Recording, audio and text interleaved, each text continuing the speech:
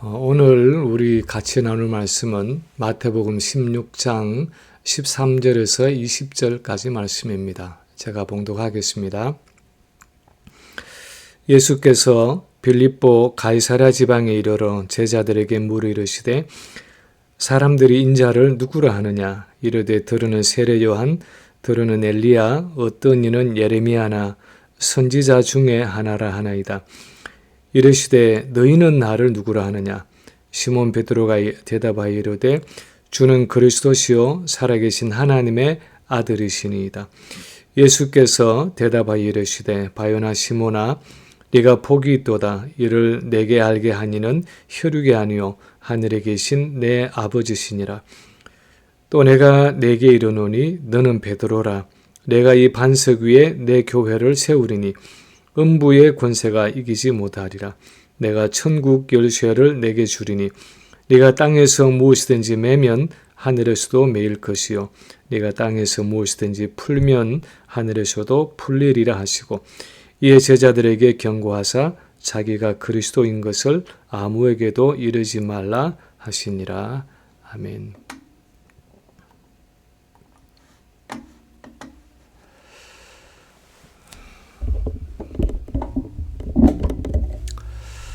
오늘날 이 교회라는 단어는 어쩌면 별로 인기도 없고 또 관심이 없는 단어가 되어 버렸는지도 모릅니다. 세상의 빛과 소금이 되어야 할 교회가 오히려 세상에 부담을 주고 세상의 비난과 조롱거리가 되어버린 지가 벌써 오래입니다. 교회가 세상을 걱정하는 것이 아니라 세상이 교회를 걱정하고 있다고 말을 합니다. 심지어 예수를 믿는다고 고백하는 신자들조차도 이제 더 이상 교회가 필요 없다라고 말하기까지 합니다. 교회에 대한 기대와 소망을 접고 그냥 나 혼자 조용히 예수 믿고 싶으니까 날 제발 그냥 혼자 버려두라고 말하기도 합니다. 그래서 지난 10년 동안에 한국 교계에 현저하게 생긴 현상 중에 하나가 교회 이탈 현상입니다. 약 6개월 전인 지난 2023년 3월, 올해 3월 통계에 따르면 지금 한국 기독교인들 중에 약 226만 명 정도가 교회를 나가지 않고 교회 밖에서 신앙생활을 하고 있다고 말합니다. 지금 현재 한국의 개신교 인구를 약 770만 정도로 잡는데 550만 정도는 교회를 나오고 있고 220만 정도는 교회를 나오지 않고 신앙생활을 한다는 것입니다. 거의 3분의 1 가까운 신자들이 교회를 나오지 않고 있다는 이야기입니다. 우리 이민교회의 경우는 그 통계가 어떤지 정확히는 알 수 없지만 특히 코비드 이후에 한국교회 못지않은 숫자의 신자들이 교회를 나오지 않고 있다고 추정할 수 있습니다.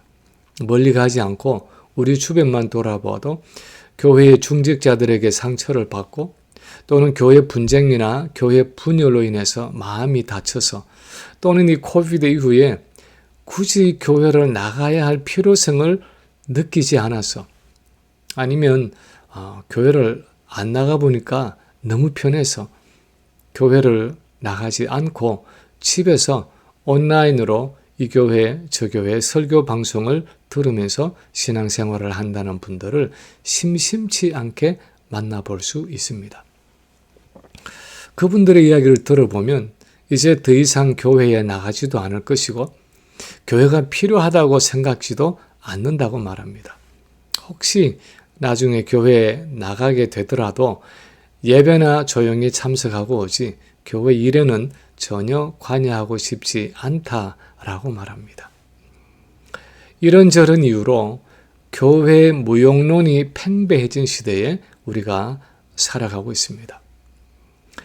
이런 회의적인 시대에 우리는 교회에 대해서 어떤 생각을 해야 하는 것입니까? 교회는 정말 우리에게 꼭 있어야 하는 것입니까? 교회는 왜 존재하는 것입니까? 무엇을 위해서 우리는 교회를 이루어서 신앙생활을 하고 있는 것입니까? 무엇이든지 실타래가 엉긴 것처럼 혼란스럽고 복잡할 때는 맨 처음으로 돌아가서 그 기원과 목적을 다시 한번 생각해 보면 여러 가지 일들이 분명해질 때가 있습니다. 교회에 대해서도 우리는 이 반석 위에 내 교회를 세우겠다 하고 말씀하신 그 예수님의 말씀으로 돌아가서 원래 신약교회를 세우신 주님의 의도가 무엇이었는지를 다시 한번 생각해 볼 필요가 있습니다. 오늘 본문에서 나타내고 있는 교회의 성격은 과연 어떤 것입니까? 첫째로 교회는 그리스도를 향한 참된 신앙 고백을 가진 공동체입니다. 교회는 그리스도를 향한 참된 신앙 고백을 가진 공동체입니다. 오늘 본문이 시작되는 마태복음 16장의 첫 절을 보면 바리새인들과 사두개인들이 와서 예수님을 시험하기를 하늘로부터 오는 표적을 보여달라고 말하고 있습니다. 바리새인들과 사두개인들은 서로 굉장히 다른 성격을 가진 두 그룹의 사람들이었습니다. 그런데 이들이 공통적으로 가지고 있는 한 견해가 있었는데 그것은 예수님의 메시아 되심을 부인하는 것이었습니다. 그래서 지금까지 예수님이 보여주셨던 그 모든 표적들을 다 무시하고 이제 와서 하늘로부터 오는 표적, 즉 예수님이 메시아라는 더 확실한 증거를 보여달라고 요구하고 있습니다. 그들은 무슨 일이 있어도 예수님을 메시아로 인정하지 않으려고 했었습니다. 이런 바리새인과 이 사두개인들의 잘못된 가르침을 염두에 두고 예수님은 바리새인과 사두개인들의 누룩을 조심해라, 주의하라 그렇게 말씀하셨습니다. 그래서 가이사랴 빌립보라는 지방에 이르렀을 때에 예수님이 제자들에게 물으셨습니다. 사람들이 나를 누구라고 하느냐? 제자들이 대답했습니다. 어떤 이는 세례 요한, 어떤 이는 엘리야, 어떤 이는 예레미야나 또는 선지자 중에 하나라고 말합니다. 예수님의 그 모든 기적을 가까이에서 지켜본 무리들은 나름대로 예수님에 대한 상당히 높은 평가를 가지고 있었습니다. 그래서 헤롯과 대항해서 목숨을 걸고 회개의 복음을 전파했던 세례 요한, 또는 구약에서 많은 기적을 행했던 능력의 선지자 엘리야, 또 그렇게 이스라엘 백성들을 사랑했던 눈물의 선지자 예레미야 또는 다른 선지자 중에 하나라고 무리들은 생각하고 있었습니다. 이들은 바리새인들이나 사두개인들보다는 훨씬 더 예수님에 대해서 긍정적이었습니다. 그러나 유대의 종교 지도자들도 그렇고 이 일반 무리들도 그렇고 예수님이 정말 누구이신지에 대한 정확한 답을 가지고 있지 않았습니다. 그래서 예수님이 제자들에게 물으셨습니다. 너희는 나를 누구라고 하느냐? 너희는 나를 누구라고 하느냐? 그때 베드로가 제자들을 대표해서 말합니다. 주님은 그리스도시요 살아계신 하나님의 아들이십니다.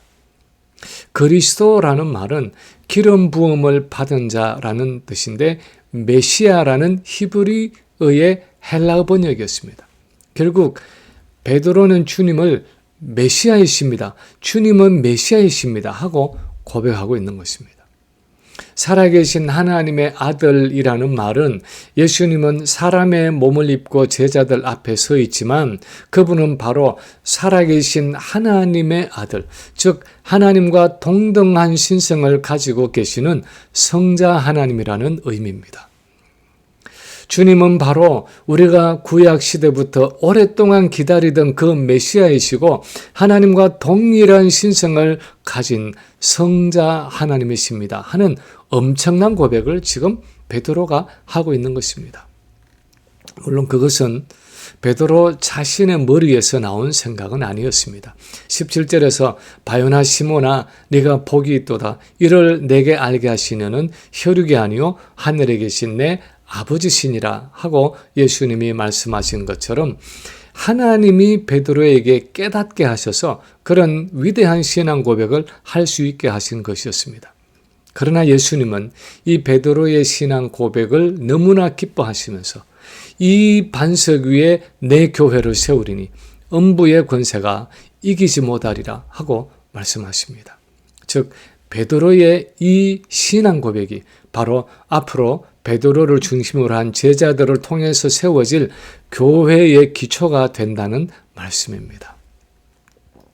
그 당시 최고의 신학자들과 교계의 지도자들이라고 자부하던 바리새인들과 사두개인들에게는 예수님을 향한 바른 신앙 고백이 없었습니다.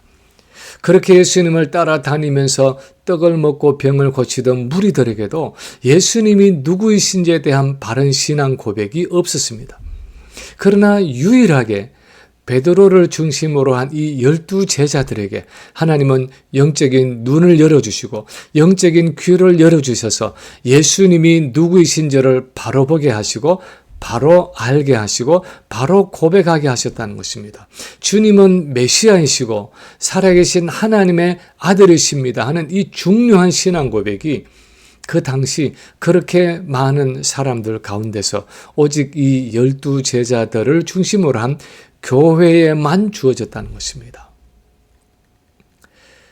교회가 무엇입니까? 오늘날 세상에 많은 사람들이 있고 많은 단체들이 있지만 교회를 교회되게 하는 독특함이 어디에 있는 것입니까? 그것은 교회만이 예수 그리스도를 향한 바른 신앙 고백을 가지고 있다는 것입니다. 온 세상이 예수님이 메시아이심을 인정하지 않고 많은 사람들이 예수님을 그냥 위대한 성현 중의 하나로 새로운 종교의 창시자로 사랑과 선한 삶을 가르친 훌륭한 윤리 도덕가로 생각하지만 예수 그리스도는 세상을 죄에서 구원하시는 메시아이시고 하나님의 아들이시라는 사실을 바로 인정하고 그렇게 선포할 수 있는 공동체는 교회밖에 없다는 것입니다. 오늘날 어떤 종교를 믿든지 다 구원을 얻을 수 있다는 종교다원주의에 대항해서 예수 그리스도만이 길이요 진리요 생명이 되신다는 것을 고백하고 배타적이고 독선적이라는 비난을 받으면서도 그 진리를 계속해서 지키고 선포할 수 있는 공동체가 어디에 있습니까? 사랑과 포용이라는 이름 아래 동성애자들을 그대로 받아들이고 동성결혼도 정상적이라고 말하는 이 시대의 흐름에 역행해서 그것이 하나님의 창조의 원리에 어긋난다고 가르치고 선포할 수 있는 공동체가 어디에 있습니까? 모든 사람들이 자기 자신의 성공과 행복을 추구하며 쫓아가는 이 시대에 우리 인생의 목적이 하나님을 영화롭게 하고 그분을 영원토록 즐거워하고 교제하는 것이라고 말하면서 이 시대의 가치관에 도전할 수 있는 사람들이 어떤 사람입니까? 교회를 진정으로 교회되게 하는 것은 세상이 가지고 있지 않은 예수 그리스도에 대한 바른 신앙 고백을 가지고 있다는 것입니다. 세상에서는 도저히 찾을 수 없는 성경적인 가치관을 교회인 우리가 가지고 있다는 것입니다. 이 진리의 기둥과 터 위에 하나님의 나라를 세워가는 그 일을 교회가 해 가야 하기 때문에 이 교회는 그 어떤 고난 속에서도 와해되지 않고 가진 진리를 붙들고 지켜가야 하는 것입니다. 두 번째, 오늘 본문에서 주님이 말씀하시는 또 한 가지는 교회는 사단에 대한 승리가 있는 공동체이다 하는 사실입니다. 교회는 사단에 대한 승리가 있는 공동체라는 것입니다. 본문 18절에 보면 이 베드로의 신앙 고백을 들으시고 예수님이 기뻐하시면서 너는 베드로라 내가 이 반석 위에 내 교회를 세우리니 음부의 권세가 이기지 못하리라 하고 말씀하셨습니다. 그동안 베드로는 시몬이라는 이름을 가지고 있었습니다. 그런데 오늘 이 신앙 고백을 들으시고 예수님은 이 시몬에게 베드로라는 새로운 이름을 붙여주셨습니다. 베드로라는 이름은 반석이라는 뜻이었는데 그가 한 이 신앙 고백을 반석으로 삼아서 예수님이 이제 그 위에 그 신앙 고백 위에 자기 교회를 세울 것이기 때문에 이 이름을 붙여주셨습니다. 그리고 나서 예수님은 이 신앙 고백 위에 세워질 교회의 특성에 대해서 이렇게 말씀하셨습니다. 내가 이 반석 위에 내 교회를 세우리니 음부의 권세가 이기지 못하리라. 음부라는 것은 지옥을 의미하는 단어인데 음부의 권세라는 것은 바로 사단의 권세를 의미했습니다. 그래서 결국 예수님은 내가 이 신앙 고백 위에 내 교회를 세울 것인데 사단의 권세가 이 교회를 결코 이기지 못할 것이다 하고 말씀하고 있는 것입니다. 복음서에 보면 예수님은 몇 번씩이나 이 사단에 대해서 이 세상 임금이라고 말씀하셨습니다. 다시 말하면 이 세상에서 왕노릇하고 있는 존재라는 것입니다. 바울은 사단에 대해서 공중권세 잡은 자라고 부르고 있습니다. 예수님이 오시기까지는 세상의 그 누구도 이 세상 임금인 사단의 권세에 굴복하지 않을 수가 없었습니다. 왜냐하면 모든 사람이 다 죄 가운데 태어났고 죄 가운데 살아가면서 죄의 메인 종이 되었기 때문입니다. 그래서 예수님이 오시기까지 사단이 이 세상 임금 노릇을 했습니다. 그런데 이제 예수 그리스도의 대속의 죽음 때문에 이 사단의 권세에 굴복하지 않을 뿐 아니라 이 사단의 권세를 이기는 한 공동체가 생겨났는데 그것이 바로 교회 공동체라는 것입니다. 예수 그리스도를 하나님의 아들로 믿고 예수 그리스도를 메시아로 고백하는 이 교회 공동체는 사단의 권세가 이기지 못하고 마침내 사단이 굴복하고 마는 존재라는 것입니다. 왜 그렇습니까? 교회는 바로 죄와 사단의 권세를 이기신 예수 그리스도의 권세를 소유하고 있기 때문입니다. 그래서 마태복음 10장에 보면 예수께서 그 12제자를 부르사 더러운 귀신을 쫓아내며 모든 병과 모든 약한 것을 고치는 권능을 주시니라 하고 말씀하고 있습니다. 그 후에 70명의 제자들을 둘씩 이스라엘의 각 동네로 보내셨을 때도 마찬가지였습니다. 제자들이 돌아와서 보고하기를 주여 주의 이름으로 귀신들도 우리에게 항복하더이다 하며 기뻐하는 광경이 성경에 기록되어 있습니다.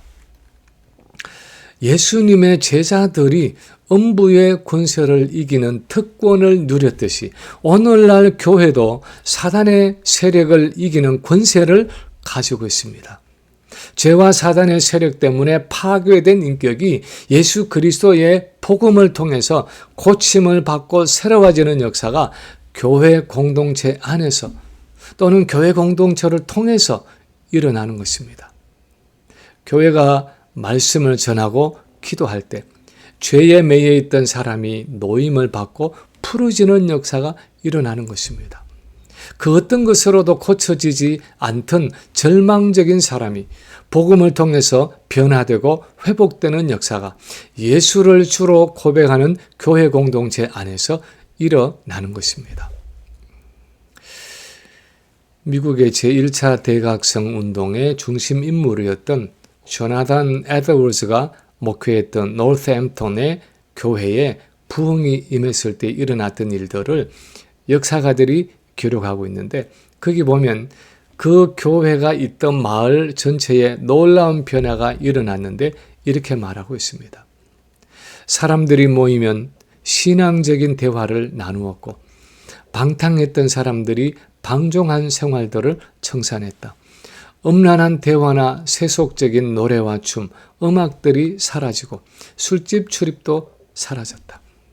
사람들 사이에 서로에 대한 중상모략이 없어지고 마을 술집이 텅텅 비어 문을 닫게 되었으며 사람들은 외출을 삼가고 가정에서 매일매일을 주일처럼 거룩하고 경건하게 지냈다.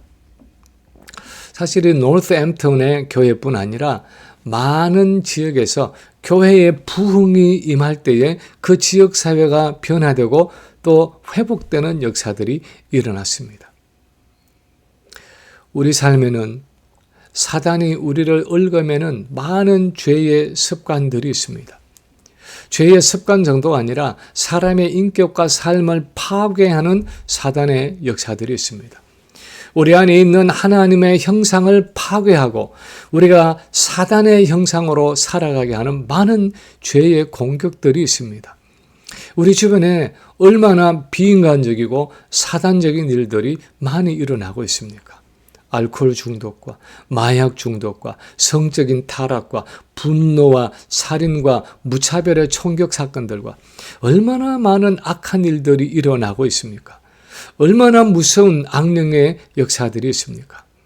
그러나 교회가 그리스도를 주와 메시아로 고백하고 그분을 전능하신 하나님의 아들로 믿을 때, 교회가 교회답게 사역을 해갈 때 하나님은 교회 공동체를 통해서 그런 사단의 권세를 이기게 하신다는 것입니다. 음부의 권세가 이기지 못하는 그 그리스도의 능력을, 그 권세를 교회에 부여하셨다는 것입니다. 그래서 교회는 이 땅에서 사단이 지배하고 있는 이 세상을 진정으로 고치고 치유하는 역할을 감당할 수 있는 유일한 공동체라는 것입니다.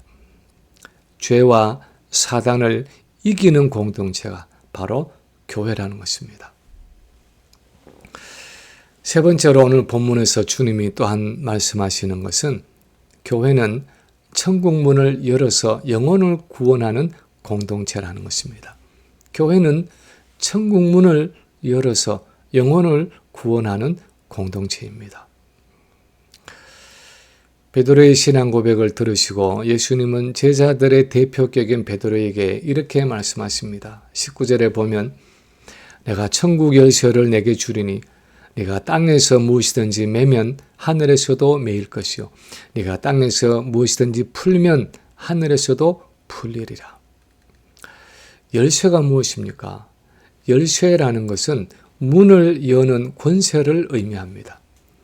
천국 열쇠라는 것은 천국으로 들어가는 문을 여는 권세입니다. 즉 잃어버린 영혼을 천국으로 인도하는 권세입니다. 다시 말해서 교회 공동체가 잃어버린 영혼을 위해 기도하고 베드로가 했던 그 신앙 고백을 선포하고 가르칠 때 하나님이 천국 문을 여시고 그 영혼들을 받아주시겠다는 것입니다. 베드로가 한 그 신앙 고백, 그 진리의 말씀, 그 천국 복음이 수많은 영혼들이 천국 문을 열고 들어갈 수 있는 열쇠가 된다는 것입니다. 예수님은 같은 맥락의 말씀을 마태복음 18장 18절 이하에서 이렇게 표현하셨습니다. 진실로 너희에게 이르노니 무엇이든지 너희가 땅에서 매면 하늘에서도 매일 것이요 무엇이든지 땅에서 풀면 하늘에서도 풀리리라. 진실로 다시 너희에게 이르노니 너희 중에 두 사람이 땅에서 합심하여 무엇이든지 구하면 하늘에 계신 내 아버지께서 저희를 위하여 이루게 하시리라. 두세 사람이 내 이름으로 모인 곳에는 나도 그들 중에 있느니라. 두세 사람이 예수 그리스도의 이름으로 모인 곳, 즉 이 교회 공동체가 천국 문을 열기 위해서, 영혼의 구원을 위해서 예수 그리스도의 이름으로 합심해서 기도할 때 그 기도를 하나님께서 들으신다는 것입니다. 예수 그리스도를 주로 고백하는 우리 교회 공동체에 하나님이 세상을 구원하는 특권을 주셨다는 것입니다. 오순절에 성령이 임하셨을 때 실제로 그 일이 일어났습니다. 120명의 교회 공동체는 예루살렘과 온 유대와 사마리아와 땅끝까지 이르러 그리스도의 증인이 되기 위해 약속하신 성령이 오시기를 열흘간이나 간절히 기도했고 마침내 오순절에 성령이 임하시고 예수 그리스도가 메시아이시고 살아계신 하나님의 아들이라는 그들의 신앙 고백을 세상에 선포했을 때 하루에 3,000명이 회개하고 돌아와 세례를 받는 역사가 일어났습니다. 교회가 그들이 가진 신앙 고백을 선포할 때 하나님이 천국 문을 여시고 그날 3,000명의 영혼들의 결박을 풀어주신 것입니다. 오늘날 우리가 교회 안에서 하고 있는 이 신앙 고백은 단순히 우리 자신의 믿음만을 위한 것이 아닙니다. 그것은 죄인들을 위해 천국 문을 여는 열쇠입니다. 우리가 그 신앙 고백을 가지고 기도하며 불신자들에게 전하고 선포할 때 하나님이 천국 문을 여시고 그들을 받아주시겠다는 약속이 있는 말씀입니다. 그 구원의 약속을, 영혼을 구원하는 그 특권을 하나님이 유일하게 교회 공동체에 주셨다는 것입니다. 그런데 교회가 만약 이 천국 열쇠를 움켜쥐고 앉아서 입을 다물고 있다면, 이 천국 열쇠를 사용하지 않는다면 저 닫혀진 천국 문을 누가 열 것이냐 하는 것입니다. 세상에 잃어진 영혼들이 다른 어떤 방식으로 구원을 얻을 수 있겠느냐 하는 것입니다. 만약 교회가 그 열쇠를 사용하지 않는다면 세상은 소망이 없다는 것입니다. 지난 8월에 있었던 하와이의 마우이 섬의 산불은 미국 역사상 가장 많은 피해자를 낸 산불이었습니다. 100여 명 이상의 시신을 수습하고 1000명 이상이 실종되었다고 합니다. 아마도 너무나 강한 불길 때문에 바닷물 속에 뛰어들었는데 결국 물속에서 살아남지 못하고 실종된 사람들이 대부분입니다. 그런데 이 화재로 이렇게 많은 인명 손실을 보게 된 이유 중에 하나는 화재 경보기가 전혀 울리지 않았다는 것입니다. 이 마우이 섬에만 해도 80개 이상의 사이렌이 있고 하와이 전역에는 400개 이상의 사이렌이 있었는데도 그것을 맡은 담당자가 잘못된 판단으로 경보 사이렌을 울리지 않았기 때문에 주민들은 화재의 심각성을 전혀 깨닫지 못하고 있다가 마지막 순간에 강한 바람을 타고 닥쳐오는 뜨거운 불길에 피할 곳이 없어서 바다로 뛰어들었고, 그래서 수많은 사람들이 물에서 실종되는 결과를 맞이하게 되었다는 것입니다. 화재 경보기가 있었는데도 너무나 무책임하게 경보 사이렌을 울리지 않았기 때문에 수많은 사람들이 허무하게 목숨을 잃은 것처럼 오늘날 교회도 이 천국 열쇠를 손에 쥐고도 죽어가는 영혼들을 위해서 천국의 문을 열지 않는다면, 그들에게 사이렌을 울려서 심판의 경고를 주고 구원의 복음을 전하지 않는다면 교회로서 우리의 책임을 다했다고 말할 수 없다는 것입니다. 지난달 교회 전도지를 보낼 분들의 주소를 달라고 광고했던 그 다음 주에 어느 분이 몇 분의 명단과 주소를 주시면서 이런 이야기를 하셨습니다. 목사님, 주소를 드리기는 하지만 정말 그분들이 예수를 믿고 교회로 나올는지는 의문이네요. 잘 모르겠어요. 아마도 그분이 가장 잘 아시는 분들이기 때문에 그 말씀이 맞을는지도 모릅니다.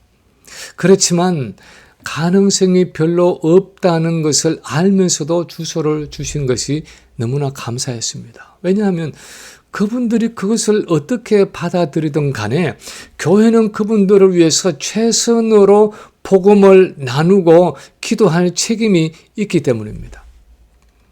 천국 열쇠를 가진 공동체로서 교회는 우리에게 주어진 권세를 최선으로 사용할 책임과 의무가 있는 것입니다. 두세 사람이 내 이름으로 합심하여 기도할 때 하나님께서 그 사람을 위해 천국문을 열어주실 것이라는 믿음으로 할 수 있는 한 최선으로 복음의 말씀을 나누어야 하는 것입니다. 왜냐하면 그것이 바로 주님 자신이 교회에 주신 약속이고 교회가 이 땅에 존재하는 목적이기 때문입니다. 이제 말씀을 마칩니다. 오늘날 세상의 유일한 소망은 교회입니다. 국가가 소망이 아니라, 기업이 소망이 아니라, 학교가 소망이 아니라 교회가 소망입니다. 왜냐하면 세상의 기관을 다 끌어모아도 할 수 없는 아주 독특한 일을 교회가 하고 있기 때문입니다. 교회는 예수 그리스도가 메시아가 되시고 하나님의 아들이 되신다는 진리의 말씀을 보존하는 유일한 공동체입니다. 교회는 사단의 권세를 이기고 세상을 영적으로 치유할 수 있는 유일한 공동체입니다. 이 땅에서뿐 아니라 사람을 영원한 삶으로 인도하는 천국의 열쇠를 가진 유일한 공동체가 바로 교회입니다. 그러므로 교회는 이 땅의 유일한 소망입니다. 이 교회를 통해서 하나님이 세상을 구원하시기 때문입니다. 그래서 우리는 이 교회를 사랑해야 하는 것입니다. 때로는 눈물을 머금고라도 마지막까지 사랑해야 하는 것입니다. 어떤 경우는 상하고 찢기고 한없이 연약하고 부패해 있지만 이 그리스도의 몸인 교회를, 이 지상의 지역 교회들을 계속해서 건강한 교회로 세워가야 하는 것입니다. 그래서 교회가 그리스도의 몸으로서 능력 있게 이 땅 위에서 활동할 수 있도록 해야 하는 것입니다. 그런 이유 때문에 우리는 아무리 교회가 부패하고 연약해도 교회의 무용론을 펼칠 수 없습니다. 마치 부상병처럼 피 흘리며 쩔뚝거리는 교회일지라도 이 시대의 교회를 부둥켜 안고 울면서 끝까지 걸어가야 하는 것입니다. 우리 후세대는 좀 더 건강한 교회가 되도록 자녀들을 잘 양육하고 가르쳐서 훌륭한 믿음을 물려주도록 해야 하는 것입니다. 교회가 크든지 작든지 간에 우리를 사용하셔서 우리를 교회되게 하시고 예배를 예배되게 해달라고 기도했으면 좋겠습니다. 진정으로 세상의 소망이 되어서 세상을 고치고 치유하는 생명력 있는 교회들이 되도록 기도하며 하나님의 은혜를 간구하는 우리 모든 성도들이 되시기를 주님의 이름으로 간절히 축원합니다.